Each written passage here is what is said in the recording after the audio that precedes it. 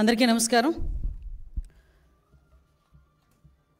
గత వారం 10 రోజులుగా తిరుమల తిరుపతి దేవస్థానంకి సంబంధించి ప్రసాదాల తయారీలో జరిగిన వాడిన కల్తీ నెయ్యి గురించి లాస్ట్ వారం 10 రోజులుగా రాష్ట్రం మొత్తం ఒక రకమైన భయాందోళన ఒకటైతే వెంకటేశ్వర స్వామికి అపచారం జరిగింది అని ప్రతి గుళ్ళలోనికి కూడా వెళ్ళి పూజలు చేసే పరిస్థితి కూడా మనందరం చూసాం.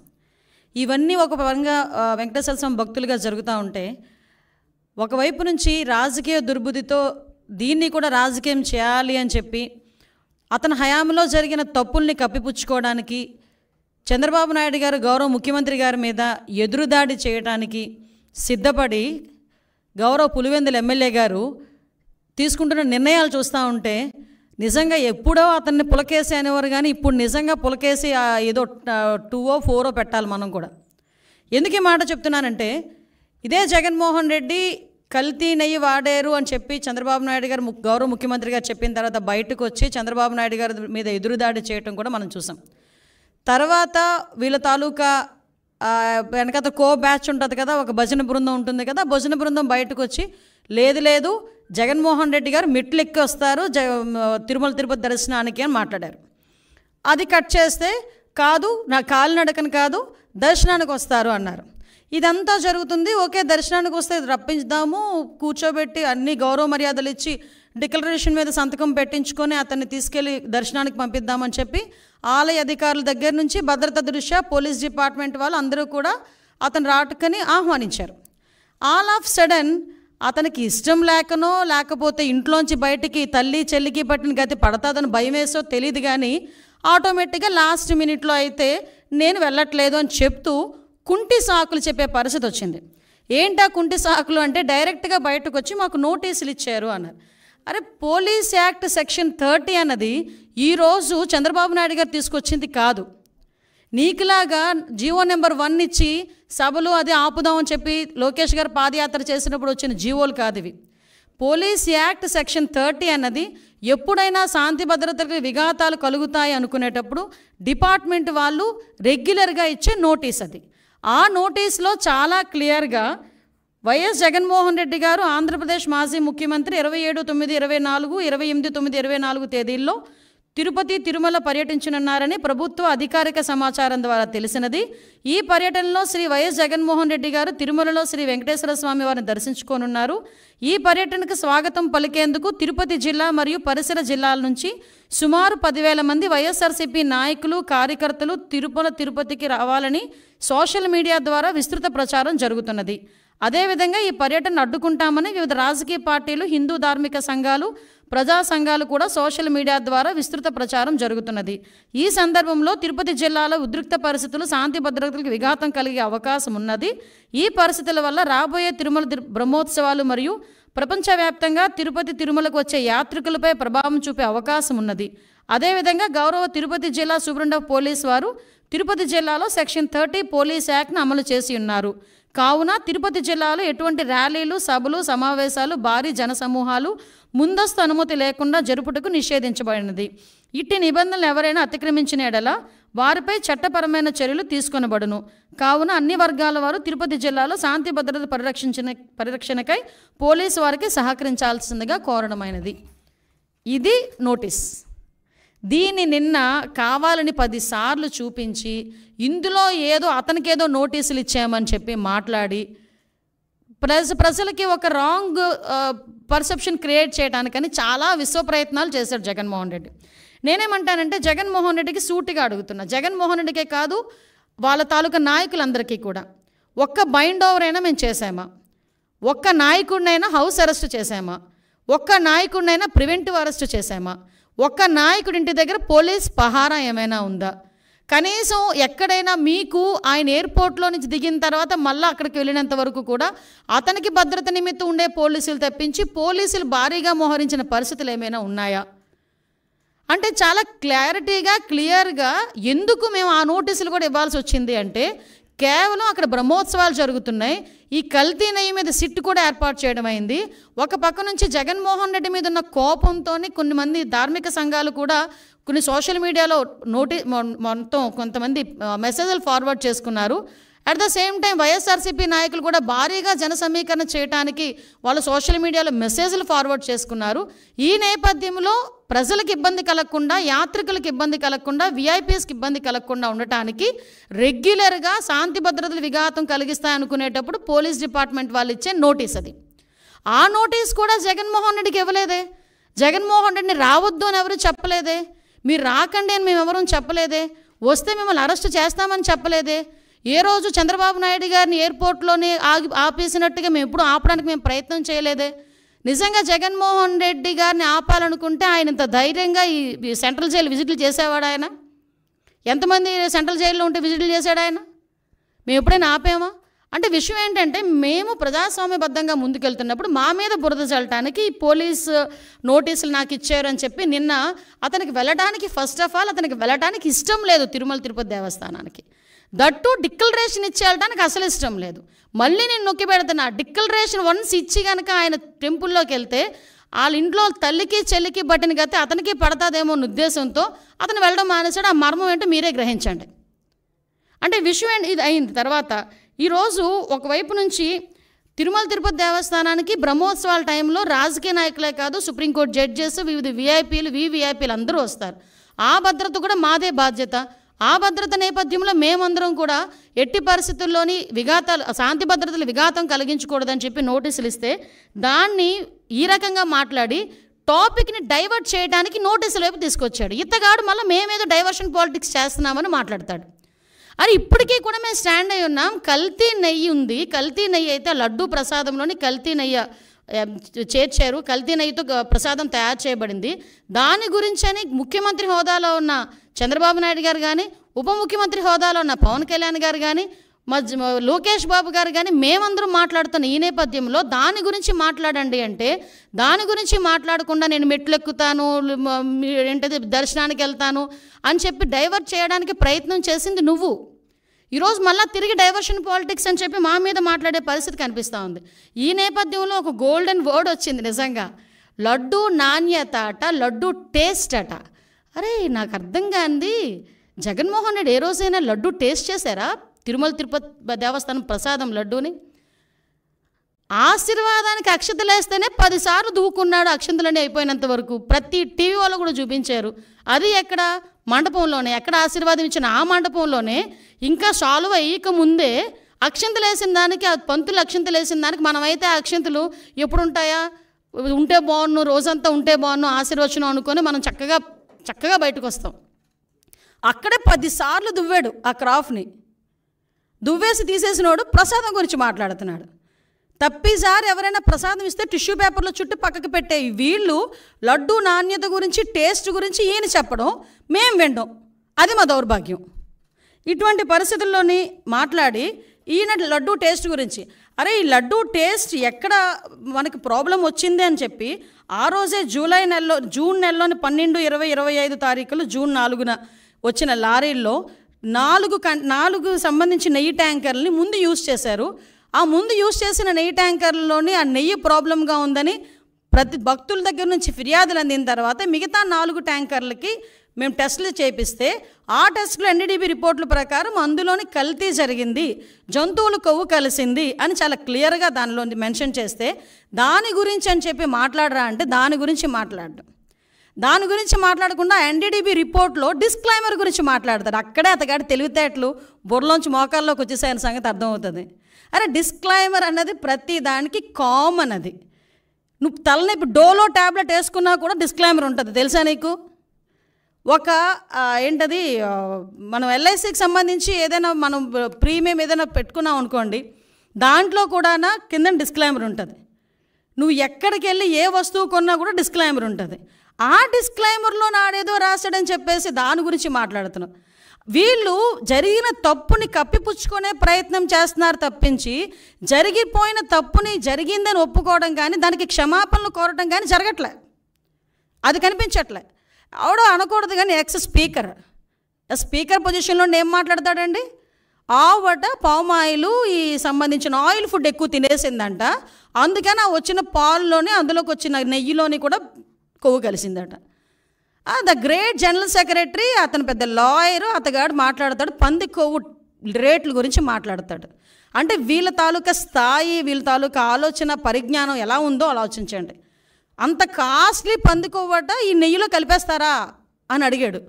అంటే అతగాడి తాలూకా తెలివితేటలు ఇలాంటి వాడిని పెట్టుకుని చేశారు. దీవన్నిటికీ కూడా సిట్ ఏర్పాటు చేస్తే సిట్ కూడా సొంత మనుషులతో చేయించారు సిట్ అన్నాడు. లేకపోతే సాక్షి ఉద్యోగస్తులతో ఏమంటారా? సాక్షి ఉద్యోగస్తులతో వేసేది సిట్ కాదయా, ప్రభుత్వ ఉద్యోగస్తులతో వేసేది సిట్. ఈ అధికారులందరూ కూడా నీవు పనిచేసినప్పుడు, నువ్వు ముఖ్యమంత్రి ఉన్నప్పుడు కూడా పనిచేసిన వాళ్ళే. ప్రభుత్వ ఉద్యోగులు, పోలీస్ డిపార్ట్మెంట్ వాళ్ళు ఒక ఐజీ ర్యాంకర్ని సిట్ ఏర్పాటు చేసి ఆ సిట్కి మీరు సిట్కి మొత్తం అంతా రెడీ చేసి దర్యాప్తు చేయండి అని చెప్తే ఆ సిట్ మీద కూడా మీరు కామెంట్ చేస్తున్నారంటే మీరు తప్పుని కప్పిపుచ్చుకోవడానికి ఎంత ప్రయత్నం చేస్తున్నారు? మరి విజిలెన్స్ ఎంక్వైరీ వద్దు అని చెప్పి ఎందుకు కోర్టులకు వెళ్ళే పరిస్థితి వచ్చింది? అసలు యాక్చువల్గా ఈ తిరుమల తిరుపతి దేవస్థానం తాలూకా లడ్డూ గురించి కూడా మాట్లాడకూడదు అని వీళ్ళు ఎక్కడో కూడా ఒక ఇది కూడా పెట్టారు, కేసు కూడా వేశారు. సుప్రీంకోర్టులో గ్యాగ్ ఆర్డర్ కోసం పిటిషన్ వేశారు వీళ్ళు. అసలు ఎక్కడ కూడా లడ్డు వ్యవహారం గురించి మాట్లాడకుండా ఉండాలి అని చెప్పి. అంటే వీళ్ళు చేసిన పొరపాటు తెలిసిపోతుంది అని చెప్పి ఎంత దారుణంగా మాట్లాడుతున్నారో మనకు అర్థమవుతుంది. అరే మీకు డిక్లరేషన్ ఇస్తాము, డిక్లరేషన్ తీసుకొని మీరు వెళ్ళాలి, అందులో తప్పే ఉంది. ఎందుకు ఈరోజు మీరు తెలుసు, ప్రతి ఒక్క ప్రపంచం మొత్తానికి మీ ఫ్యామిలీ క్రిస్టియన్ ఫ్యామిలీ అనే సంగతి తెలుసు. నిజంగా మీకు వెంకటేశ్వర స్వామి మీద భక్తితోనే మీరు టెంపుల్కి వచ్చారు, భక్తితో నేను వచ్చాను అని చెప్పి ఒక సిగ్నేచర్ చేసి లోపలికి వెళ్ళడానికి మీకు వచ్చే ప్రాబ్లం ఏంటి? ఆ డిక్లరేషన్ మీద మీరు అంత రాద్ధాంతం చేయాల్సిన అవసరం ఏమొచ్చింది? ఆ డిక్లరేషన్ మీద సంతకం పెట్టడానికి ఇష్టం లేక గొడవలు సృష్టిస్తారట, టమోటాలు ఇసురుతారట, గుడ్లు ఇసురుతారట, అలాగట ఇలాగట అని ఆ ఎక్స్ చైర్మన్ కరుణాకర్ రెడ్డి వీళ్ళందరూ కూడా టీవీలో దగ్గరికి వచ్చి మాట్లాడటం. అంటే వాళ్ళే ఒకవేళ నిజంగా వచ్చినా వాళ్ళే అవి కూడా చేయించుకొని మన గులకరాయి టైపు, కోడికెత్తి టైపు చేయించుకొని తిరిగి జనాల మీదకి వెళ్ళే పరిస్థితి కూడా ఉంటుంది. ఇవన్నీ అరే నువ్వు వెళ్ళవయ్యా, నువ్వు హైందవ సంప్రదాయాన్ని పరిరక్షించెళ్ళు, ఎందుకు ఈ మాట చెప్తున్నావంటే మీరు ఒకసారి అర్థం చేసుకుంటానండి. క్రిస్టియన్స్ కానీ, హిందూస్ కానీ, ముస్లిమ్స్ కానీ ఒక్కొక్కరికి ఒక్కొక్క పద్ధతి ఉంటుంది. ఇప్పుడు కడప దర్గాకి వెళ్తాం, హిందువులు ఎంతమంది అరట్లేదు కడప దర్గాకి?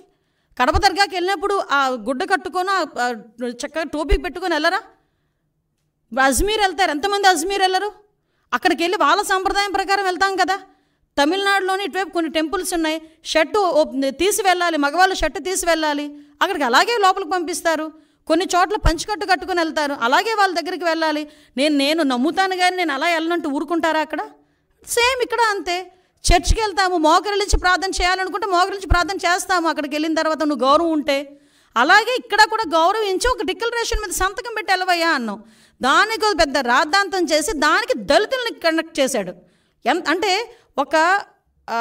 అతను చేసిన పొరపాటుని కులమతాల మధ్య విద్వేషాలు రెచ్చగొట్టడానికి ఏ రకంగా మాట్లాడుతున్నాడు. నాకే ఈ పరిస్థితి ఉంటే దళితులకి ఏ పరిస్థితి ఉంటే? అసలు దళితులు అన్న పదం నోట్లోంచి రావడానికి నీకు అర్హత లేదయ్యా. ఎందుకు చెప్తున్నానంటే ఇదే తిరుమల తిరుపతి దేవస్థానం బోర్డు మెంబర్ల గురించి మాట్లాడుతూ నువ్వు ఒక మాట మాట్లాడు. చాలామంది రికమెండేషన్స్తో వస్తారు, సీఎం గారు రికమెండేషన్లతో వస్తారు, చాలా ప్రాశస్తమైన కమిటీ అది, ఆ బోర్డు అది అని చెప్పావు. మరి ఆ బోర్డుని ఒక రకంగా చెప్పాలంటే భ్రష్టు పట్టించడానికి 50 మంది సలహా మండలిని ఎందుకు పెట్టావు? నీకు విషయం చెప్పనా? అఫ్కోర్స్ అది కోర్టు కొట్టేసింది కాబట్టి పోయారు, కానీ నువ్వు ఇచ్చిన బోర్డులో కూడా 6గురికి నేర చరిత్ర ఉందని సాక్షాత్తు హైకోర్టు బయట చెప్పింది. నీకు ఇంకో విషయం తెలుసా? నువ్వు ఇచ్చిన బోర్డులో ఒక్కడు కూడా దళితుడు లేడు. నువ్వు ఈరోజు దళితుల గురించి మాట్లాడుతున్నావు. నీకు ఆ రోజే నీ చేతులతోనే టీటీడీ బోర్డు మెంబర్లకి దళితులకి ఇవ్వాలన్న ఆలోచన కూడా నీకు రాలే. మళ్ళా పైగా ఈరోజు దళితుల గురించి మాట్లాడుతున్నావు. మా హయాంలో మా బాలవీరాంజనేయ స్వామి గారు, మా మంత్రి గారు ఆ రోజు బోర్డు మెంబరు. ఇంకో విషయం కూడా ఇక్కడ ప్రస్తావించాలి కాబట్టి ప్రస్తావిస్తున్నా. 2014-19 హయాంలో నేను ఎమ్మెల్యేగా ఉండేటప్పుడు గౌరవ ముఖ్యమంత్రి గారు చంద్రబాబు నాయుడు గారు నన్ను టీటీడీ బోర్డు మెంబర్ని చేస్తే ఆ రోజు నా మీద కావాలని నేను మాట్లాడిన మాటలను కట్ అండ్ పేస్ట్ చేసి ఆరోపణ చేశారు. ఎలాంటి ఆరోపణలు చేస్తే ఆ ఆరోపణలు కూడా నేను ఒకటే, అతని ప్రాశస్తం తగ్గకూడదని ఆ రోజు మేమే బయటకు వచ్చి, అంటే దళితురాలనైనా నన్ను వెళ్ళనివ్వకుండా కూడా ఆ రోజు నీ పేటీఎం బ్యాచ్ అంతలాగా సోషల్ మీడియాలో రెచ్చిపోయి నా మీద రేణిపోని అబాండాలన్నీ వేశారు. మీరు అబాండాలు వేసినంత మాత్రాన నేనే వెంకటేశ్వర స్వామికి దూరం అయిపోలేదు కదా. ఆ రోజు దళితురాలను నన్ను కూడా వెళ్ళనివ్వలేదు, దళితులకి ఎవరికి పోటీ పెట్టనివ్వలేదు, కనీసం వాళ్ళకి ఇవ్వలేదు, దళితులకి ఎవరికి నువ్వు బోర్డు మెంబర్ ఇవ్వలేదు. ఈరోజు నువ్వు మాట్లాడుతున్నావు. నేను ధైర్యంగా చెప్తున్నాను, ఎస్ నేను హిందువుని. నువ్వు చెప్పగలవా? బయటకు వచ్చి చెప్పు, డిక్లరేషన్ మీద సంతకం పెట్టవయ్యా అంటే పారిపోయి ఇంట్లో కూర్చున్నావు. ఈరోజు నువ్వు మాట్లాడుతున్నావు దీని గురించి. ఇలాంటి విషయాలన్నీ కూడా ఒక్కసారి మనం కూడా, నేను ఒకటే చెప్తున్నా, ఈరోజు దళితుల గురించి అంటే దళితులు అంటే ఏంటంత చిన్న చూపు? ఏం దళితులు ఎవరు గుళ్ళకి వెళ్ళట్లేదా? ఈరోజు నీకు విషయం తెలుసా? తిరుమల తిరుపతి దేవస్థానం మీద డిప్యూటీ ఈఓ పొజిషన్లో ఉన్న వాళ్ళు చాలామంది వెళ్తున్నారు. ఒకసారి చెక్ చేసుకో. నీ హయాంలో ఉండొచ్చు, నువ్వు ఉండలేకపోవచ్చేమో, మా హయాంలో ఉంటారు. ఎందుకంటే మాట్లాడితే మానవత్వం అన్న పదం సిగ్గుపడుతుందయ్యా జగన్మోహన్ రెడ్డి, నీ నోట్లోంచి ఆ పదం వస్తే. నువ్వు మానవత్వం గురించి మాట్లాడేటప్పుడు వెనకతలు పిక్చర్ వేసుకో. మీ బాబాయ్ హత్య, గొడ్డలిపోటు గురించి ఒక పిక్చర్ వేసుకో, అప్పుడు మానవత్వం గురించి మాట్లాడేది. కానీ వెనకతను ఇంకో పిక్చర్ వేసుకో. నీ చెల్లి వీధి ఢిల్లీ గల్లీ తిరిగిన పొజిషన్ గుర్తుపెట్టుకో. మానవత్వం గురించి నువ్వు మాట్లాడేటప్పుడు షర్మిల ఈరోజు రోడ్డుకి ఎందుకు మీకు వ్యతిరేకంగా మాట్లాడుతుందో ఒక్కసారి ఆలోచించు. మానవత్వం గురించి ఆలోచించేటప్పుడు నీ తల్లి ఏం చేస్తుందో ఒక్కసారి ఆలోచించు. నువ్వు మానవత్వం గురించి మాట్లాడతావు. మన సెక్యులరిజం, ఏమి సెక్యులరిజము? అందుకేనా సార్వభౌమత్వాన్ని గురించి, సెక్యులరిజం గురించి నువ్వు మాట్లాడతావు. ఇదేం దేశం మాట్లాడు. అసలు నిజంగా చెప్పాలంటే నిన్న ప్రెస్ మీట్ తర్వాత ఇదేం దేశం, ఇదేం మతం, ఇదేంటి అని మాట్లాడావు. దేశద్రోహం, దేశ బహిష్కరణ కింద నిన్ను బయటకు పంపించేయాలి. అఫ్కోర్స్ నువ్వు ఎలాగో వెళ్ళిపోదాం నిర్ణయించుకున్నావేమో కాబట్టి ఇలాంటి మాటలు మాట్లాడుతున్నావు. లాస్ట్ 5 సంవత్సరాలు చక్కగా సంపాదించి బయట పెట్టుకున్న బయట దేశాల్లో, ఇంకెలాగ ఇక్కడ ఉన్న వాళ్ళు బయటకు వస్తే తన్నేలా ఉన్నారని చెప్పేసి వెళ్ళిపోవడం రెడీ అయినట్టున్నావు. అఫ్కోర్స్ అందువల్ల నువ్వు ఆ మాట మాట్లాడుతున్నావేమో. నిజంగా దేశద్రోహం చట్టం కనుక ఉండుంటే నిన్ను ఆ కేసులో ఈరోజు బుక్ చేసేవాళ్ళని. దేశ బహిష్కరణ అన్నదే నీకు కరెక్ట్. భారతదేశంలో పుట్టి భారతీయుడిగా ఉండి ప్రపంచంలో ఏ దేశం వెళ్ళినా కూడా నేను భారతీయుడిని సగర్వంగా నాకు తలెత్తుకుని తిరిగే ప్రతి భారతీయుడు సిగ్గుపడేటట్టుగా భారతదేశంలో ఉండి, అదే ఆంధ్రప్రదేశ్ ముఖ్యమంత్రిగా చేసే 5 సంవత్సరాలు ఈరోజు నువ్వు ఇదేం దేశం అని అడుగుతున్నావంటే నిన్ను దేశ బహిష్కరణ కాకుండా ఇంకేం చేయాలి? అది నీ తాలూకా దేశభక్తి. నువ్వు సెక్యులరిజం గురించి మాట్లాడతావు, మానవత్వాల గురించి మాట్లాడతావు.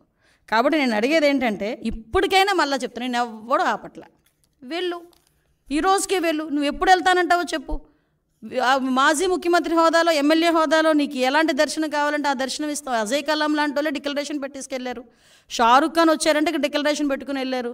ఇందిరాగాంధీ గారు వచ్చి సోనియా గాంధీ గారు వచ్చి డిక్లరేషన్ మీద సంతకం పెట్టుకుని వెళ్ళారు దర్శనానికి. వాళ్ళందరికీ నమ్మకం ఉండబట్టే వెళ్ళారు. నువ్వు డిక్లరేషన్ మీద సంతకం పెట్టి, దేవుడు అంటే నాకు నమ్మకం ఉంది, ఆ దేవుడు అంటే నాకు అపారమైన గౌరవం ఉంది, ఆ దేవుడు తాలూకా గౌరవాన్ని కాపాడుతానని చెప్పి ఒక చిన్న డిక్లరేషన్ మీద సంతకం పెట్టి దర్శనానికి పో. నేను వెనకైతే ఎంతమంది తీసుకెళ్ళి వాళ్ళందరికీ ప్రోటోకాల్ దర్శనం చేపిస్తాం. అంతే తప్పించి ఈరోజు నువ్వు ఇష్టం లేక, హిందుత్వాన్ని గౌరవించే సత్తా లేక, గౌరవించడం కూడా ఇష్టం లేక ఈరోజు తిరిగి మా మీద బురద జల్లడానికి ప్రయత్నం చేసే పరిస్థితి ప్రజలందరూ కూడా గ్రహించున్నారు.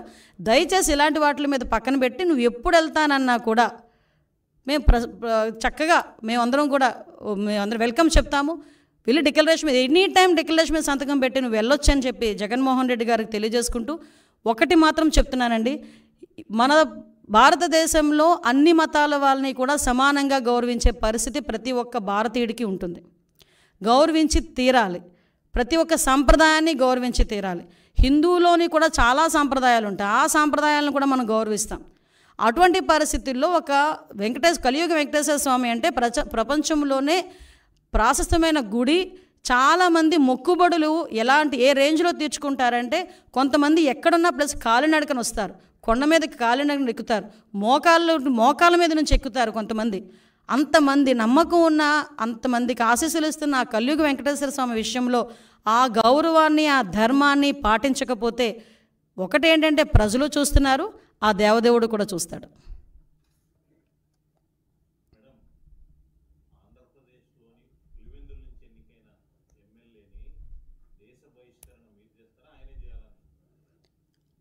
విషయం ఏంటంటే ఆయనకి ఎప్పుడు సెల్ఫ్ గోల్ వేసుకోవడం అలవాటు. ఇలా మాట్లాడి ఆయనే తెచ్చుకున్నాడు దేశ బహిష్కరణ చేయాలి. నేను డిమాండ్ చేస్తున్న దేశ బహిష్కరణ చేయాలి ఇలాంటి వాళ్ళని. ఎందుకంటే ఏ దేశం ఇదేం దేశం అని మాట్లాడతాడండి. అసలు ఏదైనా ఒక దేశభక్తి గీతం వస్తేనే లేచి నుంచుంటాం అందరూ. మన దేశం గురించి మనం చాలా ప్రౌడ్గా ఫీల్ అవుతాం.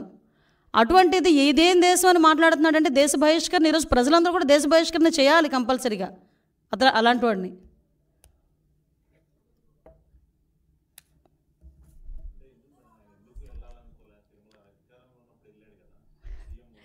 వెళ్ళాలి అంటే డిక్లరేషన్ ఇవ్వాలి. డిక్లరేషన్ ఇచ్చి వెళ్తే కనుక పరిస్థితి ఏంటో ఆలోచించండి ఒకసారి. ఇన్ని రోజులు ఎందుకు కనీసం ప్రసాదం తినడానికి కూడా, అంటే ఇతగాడి పరిస్థితి ఎలా ఉంటుందంటే దేవుడైనా నా గుమ్మం దగ్గరికి రావాలనుకునే తత్వం అండి. అందుకే తాడేపల్లి ఇంటి దగ్గర తీసుకొచ్చి గుళ్ళు కట్టించుకున్నాడు, సెట్టింగ్లు వేసుకున్నాడు. కట్టించుకోవడం కూడా కాదు, సెట్టింగ్లు వేసుకున్నారు. సెట్టింగ్ అంటే అప్పటికప్పుడు ప్రజలకి మీడియాకి చూపించేసి మళ్ళీ సెట్టింగ్ తీసేవచ్చు. అదే తాడేపల్లి ఇంట్లో నాకు గుడి కట్టుకోమనండి, పర్మనెంట్గా ఒక వినాయకుడు గుడో లేకపోతే ఒక వెంకటేశ్వర స్వామి గుడి కట్టుకోమనండి, కట్టుకోగలడా? సెట్టింగ్లు అయితే వేసుకుంటాడు. ఎందుకు? జనాలకు చూపించుకోవడానికి.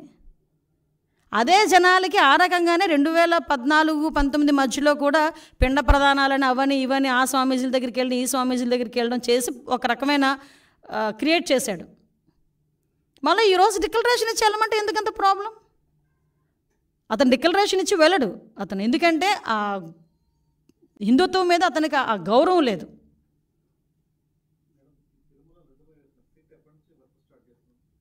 సిట్ రెడీ అయిపోయిందండి, ఆల్రెడీ దర్యాప్తు కూడా స్టార్ట్ అయిందండి. లేదు, ఇంకా ఒకసారి ప్రైమరీ ఇన్వెస్టిగేషన్స్ అవుతున్నాయి కదా, టైం బాండ్ పెట్టుకొని చేస్తాం.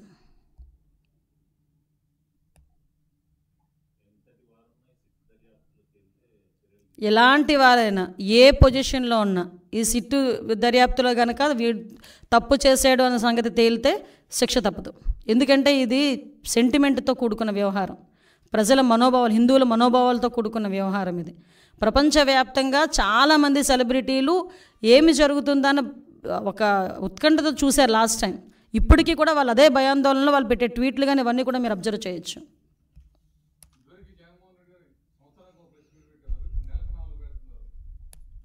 అంటే నాకు తెలిసేది కూడా నెలకి 4 కూడా క్లోజుల్లో పెడుతున్నారట.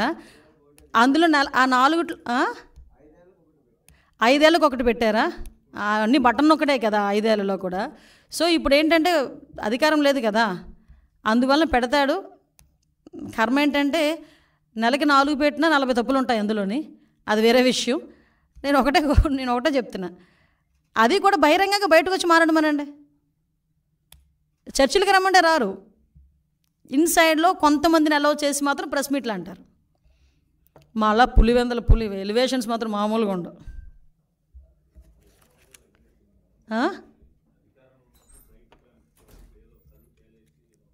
సింపతి అబ్బా, సింపతి యాక్టింగ్, అది మామూలు యాక్టర్ కాదు జగన్మోహన్ రెడ్డి.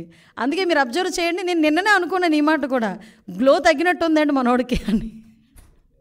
అప్పుడే మొదలు పెట్టేశాడు సింపతి యాక్షన్లు.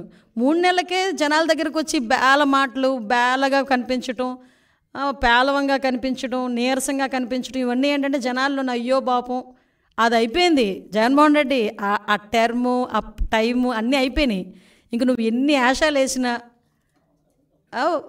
జనాలు నమ్మే పరిస్థితులు అయితే లేరు.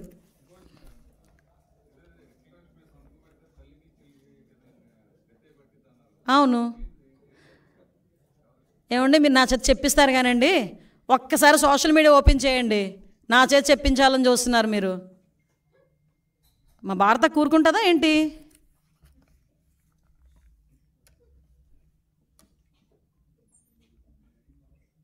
Okay done.